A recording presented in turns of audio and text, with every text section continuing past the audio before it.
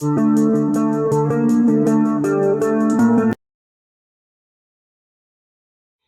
friends, welcome to Dreamweaver Crocheting with Love. In today's tutorial, I am going to teach you how to work an invisible or a seamless join in crochet.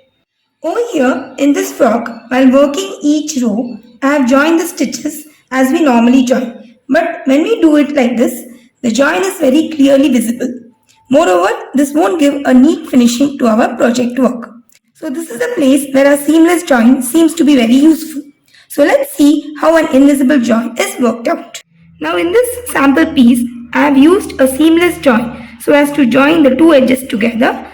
So in order to work a seamless join, after working the last double crochet of this round, just pull the yarn like this. Now here, for starting with the row, I have worked a chain 2.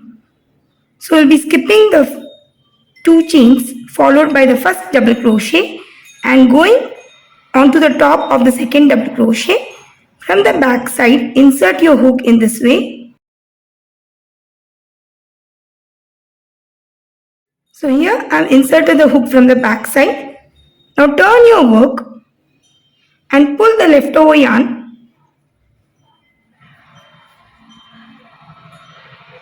and work a slip stitch.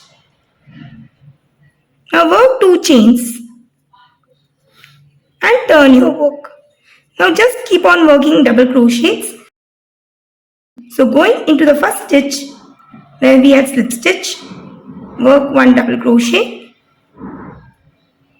Now just continue working double crochet till you reach the last stitch.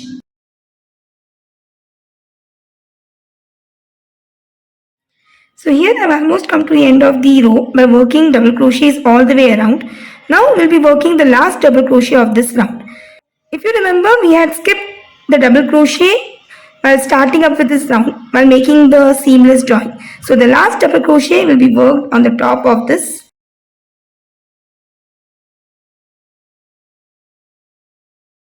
So that completes the round. Now I shall once again teach you how to work the seamless join. So just pull up the yarn little bit like this. Now skip the 2 chains as well as the first double crochet of the round and going to the top of the second double crochet from the back side, insert your hook and turn your work. Keep the yarn on the back side and pull up the leftover yarn and work 2 chains. Now continue with the row. So this is how a seamless or an invisible join is worked out. So as you can see, I've used a seamless join. So this gives a neat finishing to our project work. So that's all for today's tutorial. I hope you found it really very useful. In case of any queries, please let me know through comments. Thanks for watching and have a wonderful day.